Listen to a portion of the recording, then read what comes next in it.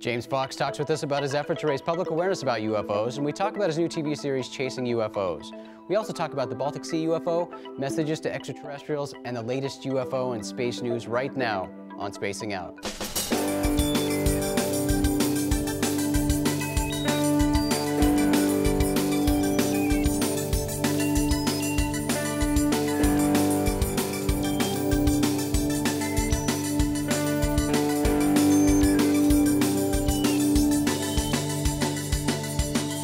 Greetings, everyone, and welcome to Spacing Out. I'm Jason McClellan. And I'm Maureen Ellsbury. Our guest on the show today is James Fox. James is a filmmaker and a UFO researcher who stars in the new NatGeo series, Chasing UFOs. That's coming up later in the show, but now it's time for UFO news.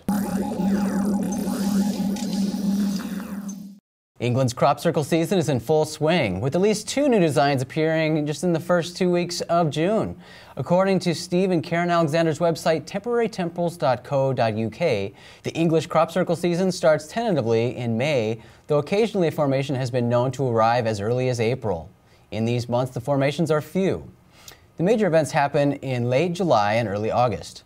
By far the best time to visit is last weekend in July, first weekend in August. Steve has photographed crop circles for more than 20 years, and he and Karen publish annual yearbooks that contain all the circles that appear each year. They also publish photos of the latest circles on their website. One of the latest patterns appeared on Saturday, June 9th in the field of young winter wheat in the Wiltshire area of Woodborough Hill. This crop circle consisted of 3 similar designs, according to crop circle researcher Lucy Pringle, that resembled sunfish. The website cropcircleconnector.com reports that the field's farmer didn't want the designs drawing crowds into his fields, so like a lot of farmers where these circles appear, he mowed the crops down, and the crop circle is, quote, now effectively gone. Another recent crop circle appeared in a Manton Drove Wiltshire barley field on Saturday, June 2nd. One expert suggests this Manton Drove crop circle was created by humans. According to This is Wiltshire, Dr. Horace R. Drew explains, it is often hard to tell whether a new crop picture might be paranormal or human-made. Recently, I found a new method to detect human board marks from the aerial images by using a standard Photoshop program to reduce mid-tone contrast. Drew further states that the Manton Drove crop circle shows a series of regularly striped features which could perhaps be human board marks. Drew feels there is nothing clever about the designs of this circle either, suggesting that human designers simply copied a Polar Clock 3 screensaver that can be downloaded free off the web. Some crop circles possess certain characteristics indicating mysterious origins, but many are proven to be human-created. For more information about crop circles and recent photos, too, visit Steve and Karen Alexander's website. Drivers on Washington, D.C.'s Capitol Beltway were surprised by what appeared to be a flying saucer being transported by a flatbed truck on the night of Wednesday, June 13th. But according to Fox News, Maryland State Police confirmed that the strange craft was actually the X-47B unmanned drone. This aircraft was made by Northrop Grumman. The craft was reportedly being transported from West Virginia to Patuxent Naval Air Station in Maryland. If this sounds familiar, it's because residents of Cowley County, Kansas also saw what they thought was a UFO being transported on the back of a truck last year. But the military reassured the public that the saucer-shaped craft was simply the X-47B unmanned drone. NBC Washington reports that this is the second X-47B to be transported through the D.C. area. One reportedly arrived in late 2011, but created much less of a stir than this recent one. The military is hinting at an increased presence of drones in the area, too, in the coming months, cautioning people to, quote, be careful and pay attention to the road if you're driving when you see them. It's kind of interesting that they're already acknowledging that there's going to be more, a good presence of drones in this area. That's like, I don't know. I could see some conspiracy people going crazy with this, saying, well, they know something's going to be in the air that looks out of the ordinary. Don't pay attention. Nothing to see here. Now you're going to get them started. Yeah. But, yeah, I mean, it'd be interesting that if they actually were to transport a craft UFO to do it so visible.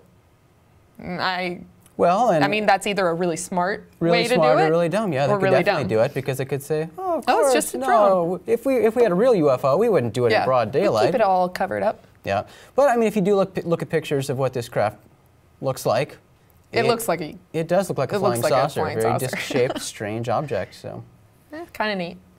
So to update you, our continuing saga of the Baltic Sea UFO, divers from the treasure hunting outfit Ocean X Team have released new updates regarding their efforts to locate and identify the strange disc-shaped object submerged in the Baltic Sea. So to bring you up to speed, if you haven't been following this story, we've talked about it on the show before, but sonar detected the object in June 2011, and 1 year later, on June 1st, 2012, the Ocean X Team began an expedition to determine the object's identity. To date, this company of treasure hunters has been very bad at releasing worthwhile information and very good at ambiguity and hype generation. At least that's my opinion. That seems to be what they're more interested in. On June 7th, the team had released a statement that read, "The divers are now down and investigating the circle, and reports from the ship say they are really amazed. There is definitely something unusual hiding at the seabed." And while the team said that photos and videos would be released a week later, as of July 15th, the only new imagery seems to have been provided to the Swedish tabloid Expression. And that seems to still be the case. I mean, the photos and the press releases, I mean, the press release itself didn't contain anything, any photos or anything. It was just this one news site that seems to have these fresh pictures. Right. So we're still waiting on more from the team themselves. But also on June 7th, team member Dennis Asberg posted a cryptic message on Facebook stating, "Everything is top secret now because of the risks. Hope you all understand this is no game, but the truth will be reported shortly."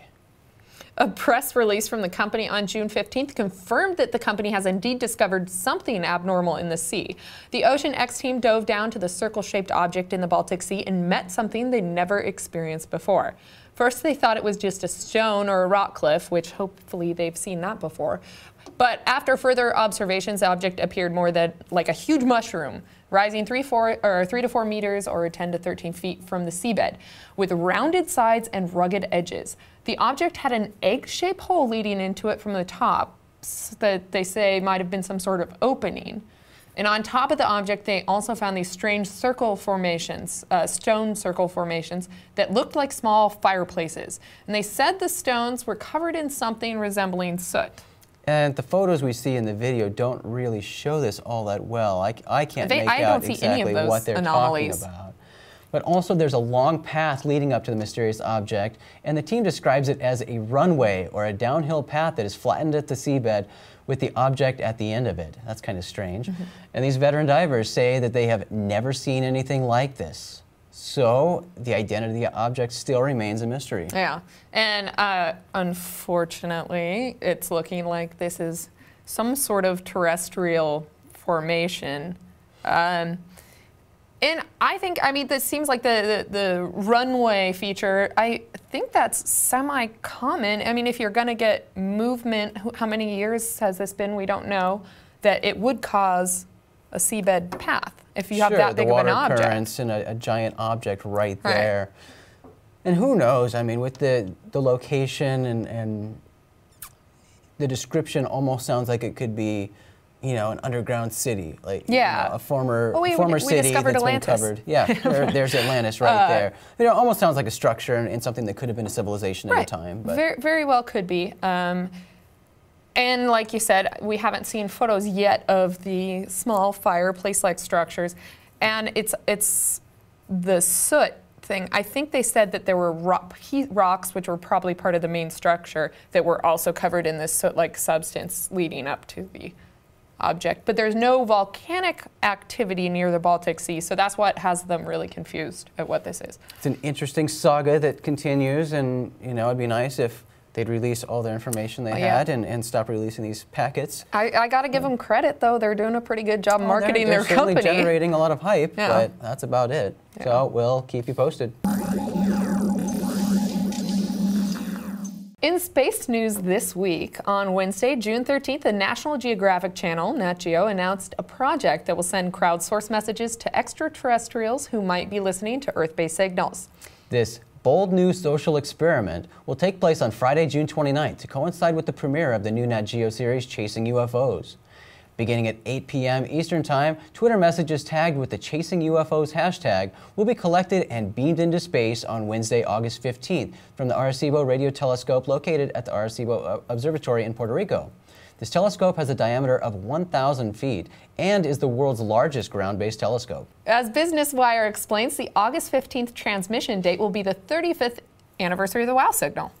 And for those of you who don't really know, the WOW signal was a radio signal detected by Dr. Jerry Ammon on August 15, 1977 with Ohio State University's Big Ear radio telescope.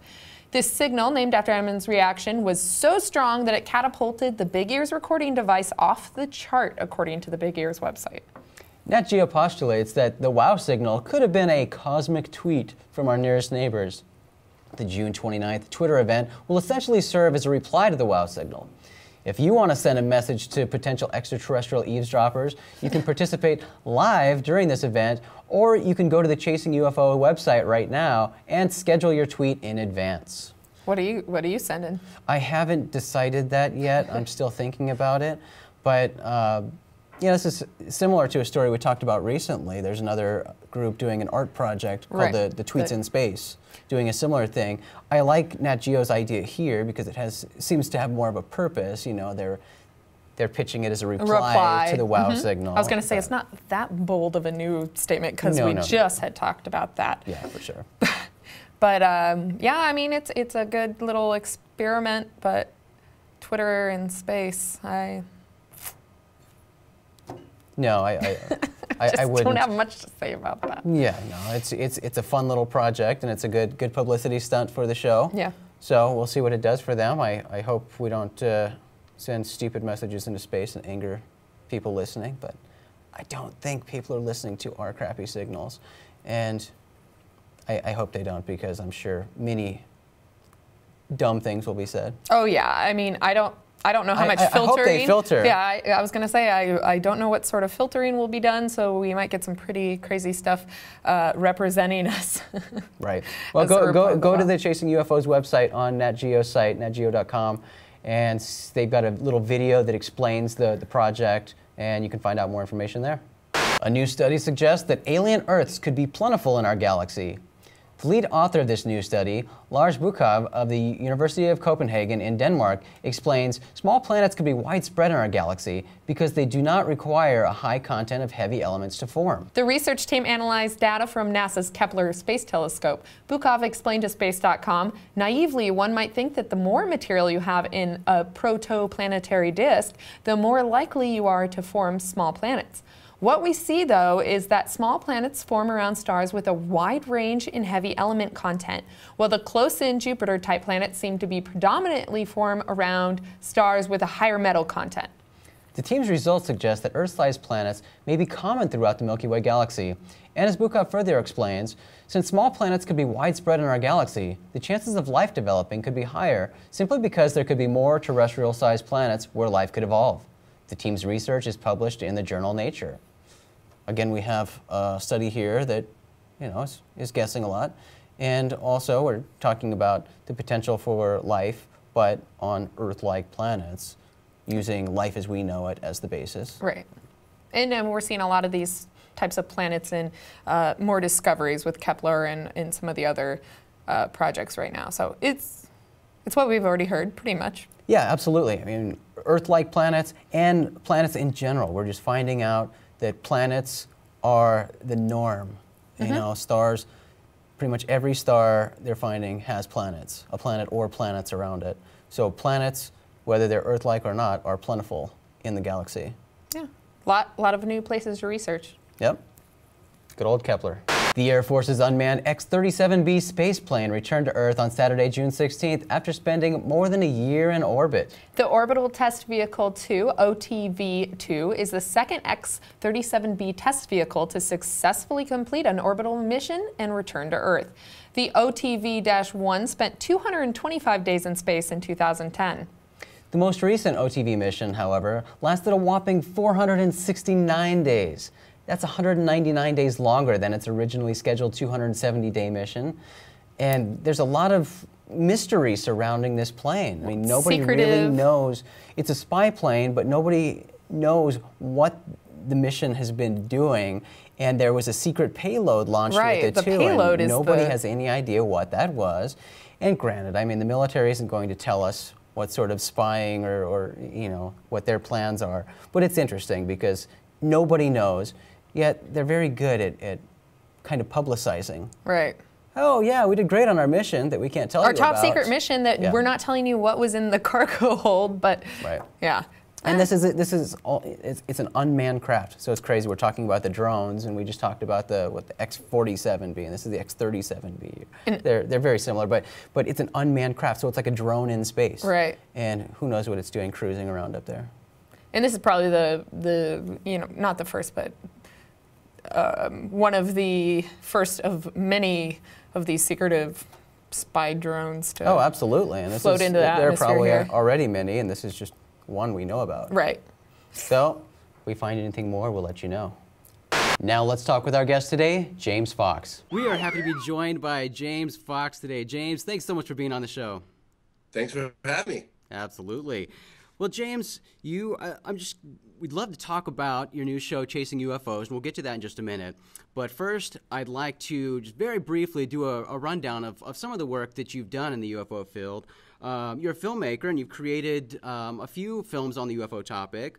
You also, along with author and investigative journalist Leslie Kean, helped organize the 2007 event at the National Press Club in Washington, D.C. that got military personnel and pilots to talk about UFOs. And that was incredible, and that was actually the basis of your film, I Know What I Saw.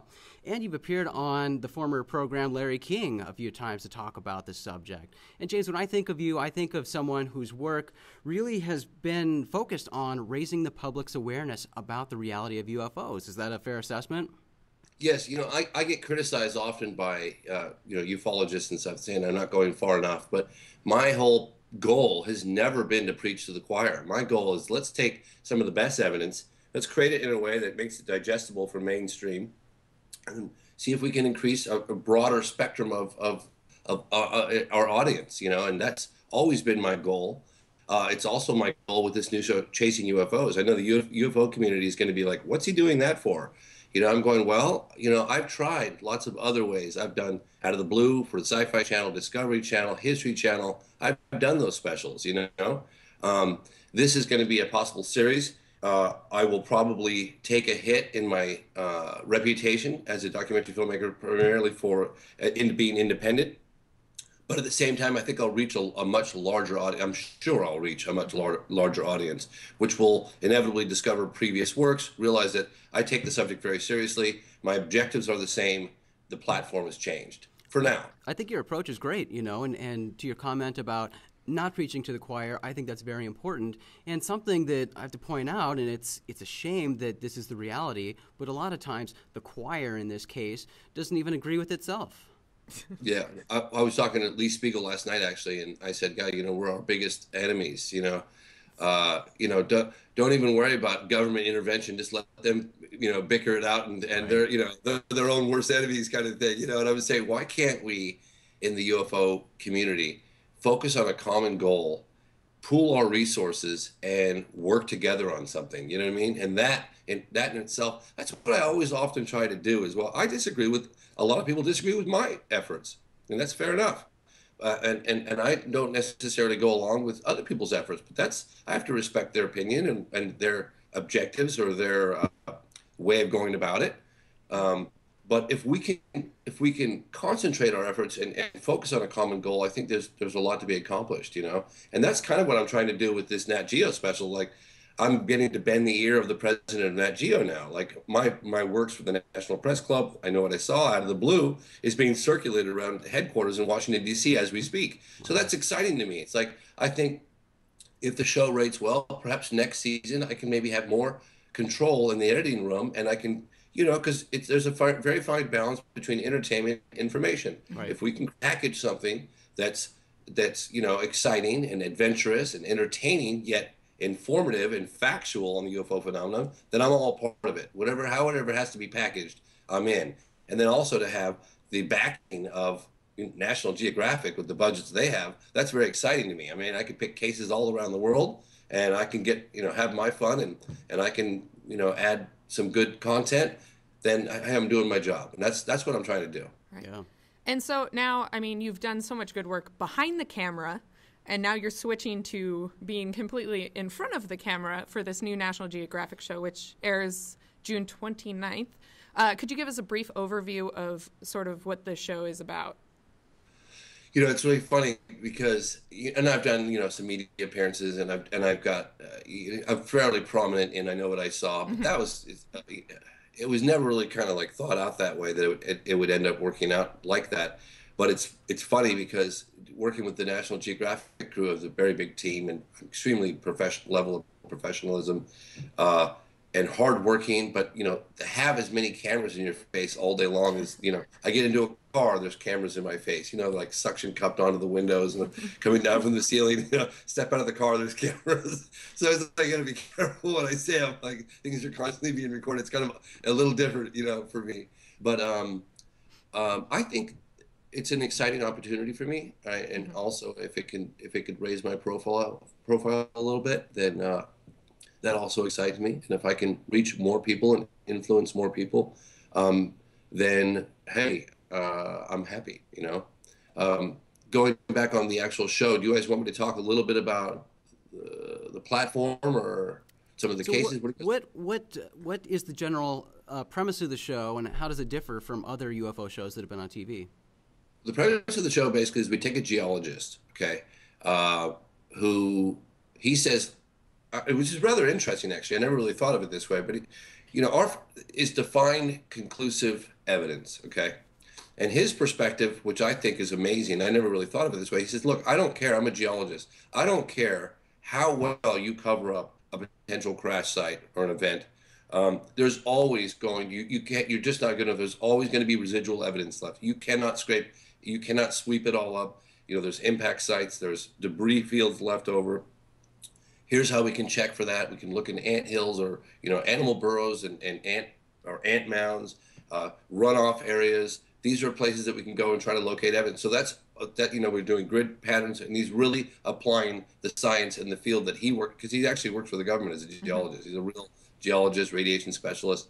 So having him on board, we are honestly, and I would love nothing more than to find conclusive evidence and to have him admit on camera, hey, we had this potential crash site. We went there. We located these things, and it appears something that otherworldly occurred here, and here's why. You know what I mean? So that's ultimately our objective. And I myself am, as you're well aware, I'm a complete believer. I mean, I've dedicated a large portion of my life to getting the word out to the masses about this reality. I remember my biggest argument was with my father, who was a mainstream journalist, and he was like beside himself when he found out that I was going to be pursuing UFOs. He's a mainstream journalist for Sports Illustrated, Playboy, and Car and Driver, and he's going, God, son, what the hell are you doing? So I want to bring that same level of conviction to the show as well. This is not a big acting for me. Like, this is real. I really believe in what I'm doing. I really believe in these witnesses. And this show was going to air with or without me. And I fought to get this position on the show because I figured I had a lot to bring to the table on this, because, this is not just a reality TV show for me. This is an opportunity to get the word out on a much larger scale.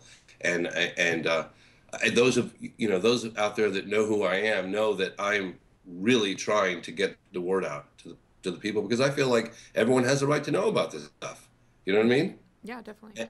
And one of the questions I always ask anyone who looks at me sideways with sort of an incredulous look on their face when they find out what I'm doing, I said, well, hey, do me a favor, suspend judgment, and imagine for a moment, hypothetically, if this were real, if the UFOs were real, if Earth was being visited, whether it be interdimensional or time travels, however, or all the above. How significant of a story would you give that? And everyone's like, well, God, that'd be the most significant discovery of our time. I'm like, well, I'm convinced it's happening, and that's why I do what I'm doing. And that's why you guys probably do what you're doing. Right. Yeah, you're right. For sure. So one of the interesting things that NatGeo is doing to promote the show is yesterday they announced that they're going to be doing a Twitter event, a message to space sort of thing, where people can submit messages that will be beamed into space. Tell us a little bit about that. A message to you, Rudy. Nice, James. I appreciate that. Thanks. That's probably being transmitted as well. Yeah. I hope so. That's pretty cool. Well, I don't know if you saw, but recently scientists they've taken some of the data that's come back from the Kepler Space Telescope and somehow translated it into music. And there were headlines this past week saying that they were using space data to make reggae music. Wow, that's pretty cool. Pretty crazy. You know, they're basically the anniversary for the infamous WOW signals coming up, and I'm not sure exactly what month that was. And so they want to use that as a platform of like, hey, let's get statements from people on Twitter, how they feel about the subject, and let's transmit those. It's kind of cool, actually. It's kind of a cool little PR thing, and we'll transmit those messages out into space, and like, you know, so your message will be transmitted out into space, just like, you know, we're looking for signals coming from distant stars, or, you know. So yeah, that's what that's all about. And I'm not sure what date they're exactly launching that. You're probably more tuned in than I am at this point. It's going to be in August, sometime after the conclusion of the series, I think. I don't remember the exact date either. Wow. But they're collecting the messages on the day of the premiere of the series on June 29th. With hashtag Chasing UFOs. Yep. I know. Are you guys going to be? I'm still formulating my message. I'm sure you have yours in mind, James. What message are you going to send into space? What the hell's going on out there? That's a good one. I think that's within 140 characters. Yeah. I think you can do that one. Hey, you guys, I heard that Jack Valet is on the verge of discovering, like, you know, the origin of flying saucers, UFOs. Have you heard anything about this? I have not. He gave a hint at a recent presentation, and they said they're on the cusp of a very big discovery of UFOs. I think it's fascinating. I think Jack Valet is a very respectable researcher. Definitely. Oh, I agree. I'm all ears to find out what they're going to uncover, because I really would love to know where the hell. Wouldn't we all? Yeah, I'll look into that.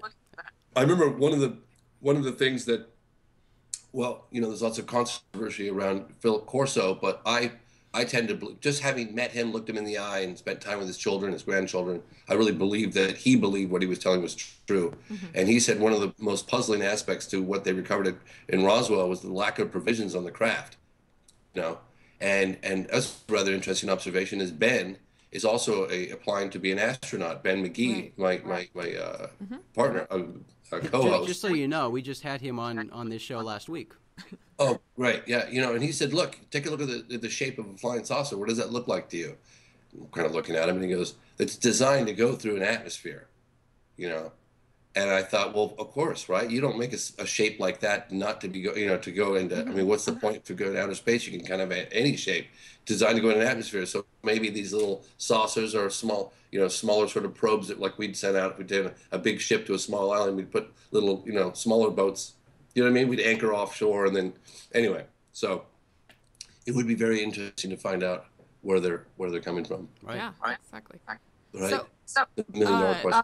Back onto the show. Yes. I've seen, Jason and I have watched the first 2 episodes already, but we won't give away any hints or anything. But I'm curious, without giving away any surprises or anything, what was, you feel, the most significant case or most fun case to work on during the show?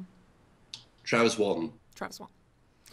Well, there's a couple. There were some interesting discoveries at the actual crash site in Roswell, New Mexico, which I don't know if I'm at liberty to reveal, but it was a find. It was a find.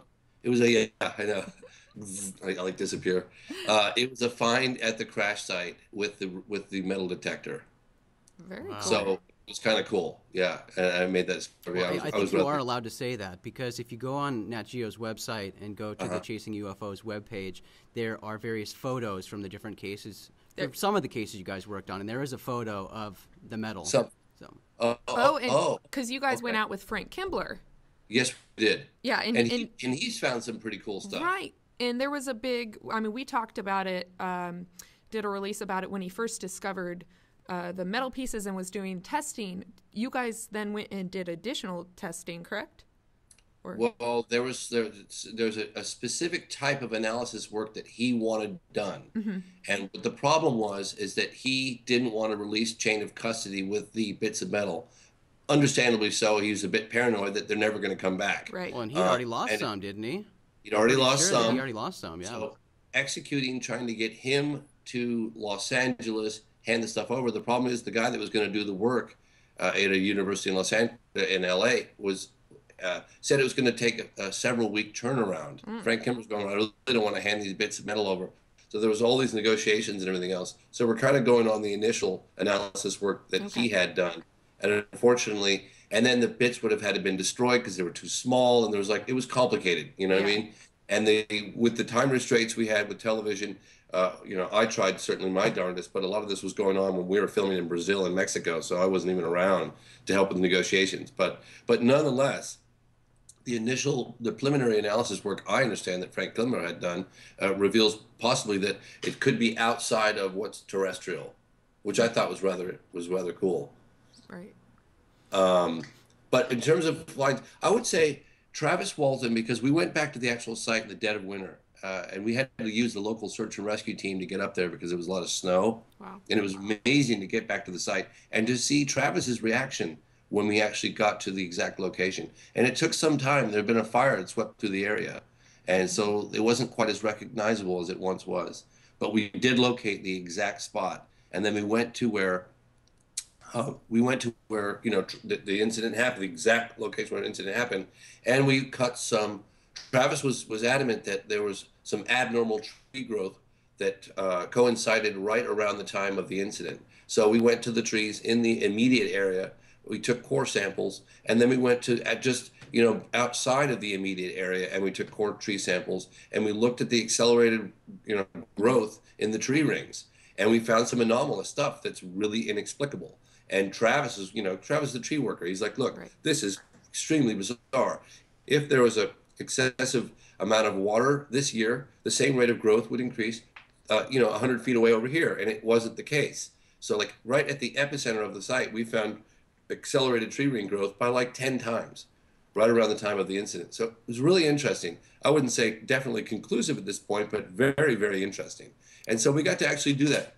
And that's one of the things that I want nothing more to provide, tangible evidence to someone like Ben or a scientist that can say, hey, man, we really have something here. You know what I mean? This is something that scientists all want to take back to a laboratory and study and analyze. They always talk about that, because they're always like, why is it always some, two-tooth wonder out in the middle of, why can't we take something back to the laboratory? So my objective is to provide some of the best cases, some of the best locations, and see if we can actually do that. And with the Travis Walton case, I think we got relatively close. Wow. Unfortunately, a fire swept through the area, and it kind of affected some of the trees, but still, nonetheless, it was pretty damn cool. And you will see the tree ring accelerated growth patterns. That's just so obvious you can't even believe it. Well, James, the show sounds exciting, and now I'm really excited to see the Travis Walton one. That'll be in the Arizona episode that I believe is the final one to air in the series. So that'll be. Oh man! We have to wait. I didn't even realize. I don't know, because that's not. We shot the Arizona thing much earlier than we did, for instance, Brazil or Mexico. That doesn't matter, James. It's TV.